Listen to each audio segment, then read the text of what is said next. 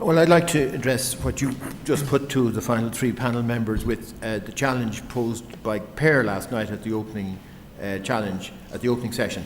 I mean, what at the end of this conference should be taking away, which we'll be doing something differently from the past.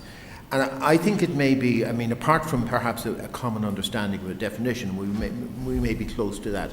Perhaps it's about the principles, the core principles that need to underlie an approach to resilience. And I would articulate 5 of those.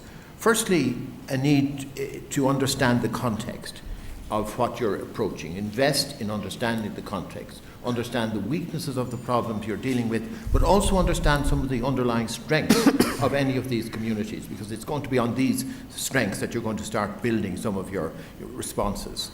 Participation. The very wise intervention at the keynote address by Kenyano of IFPRI yesterday, we said, listen to the people, building in a capacity for people to participate in framing a response. Understand that many of the situations we're dealing with have the character of actually chronic emergencies.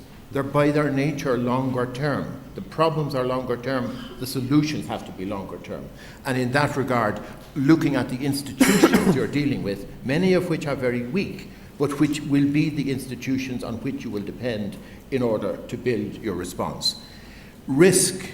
Explicitly take account of the risks that you're dealing with and build again around a response to that. Schengen gave a very good example of how risk, understanding risk, mitigating risk has been built into public policy in Bangladesh.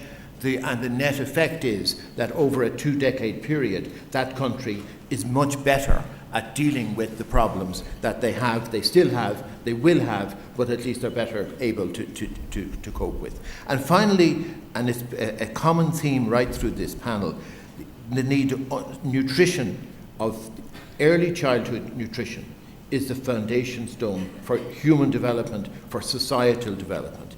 And I don't want to repeat that, but just to say that over the past 5 years, there has been a remarkable development happening at international level with the uptake of the scaling up nutrition movement.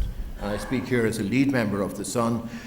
But there we have 50 countries committed to this. We should really look at the potential this gives rise to learn from each other over the next 5 to 10 years to see can we really make a breakthrough in this field. So these are, I think, 5 core principles. If you want to get down to more practical levels, could I commend the Global Hunger Index 2013, the challenge of hunger, building resilience to achieve food and nutrition security, where there are some very good examples of how to approach resilience in such fragile areas as the Sahel and East Africa. Thanks so much, Tom. It was really interesting to hear Rajul say at the beginning of the meeting that people here voted conflict as the biggest threat to food security. And I know concern in your previous role, you were very much involved in emergencies. But let me just try one thing out on you, the theory that drought in Australia caused the Arab Spring because food prices were driven up in the world and this impacted on food prices in Egypt and other countries. And this caused unrest and then caused political change. So the Egyptian food system, we can hypothesize, was not resilient. What does your work on food security over the years tell you about that kind of issue? Well, I mean, I think IFPRI are the source of understanding, how the many factors that came together to cause the 2007-2008 food price crisis. And there were a whole variety of factors, some on the demand side, some on the supply side. The problem was that they, in 2007, came together. And if we are to mitigate, longer term, to try to avoid something like that happening, one has to actually look at the thing in the holistic way. The supply factors, the demand factors that came together, and then bit by bit start working out how you can again deal with those problems. There's no one answer to that question, Simon. Do you think countries should hold bigger food stocks?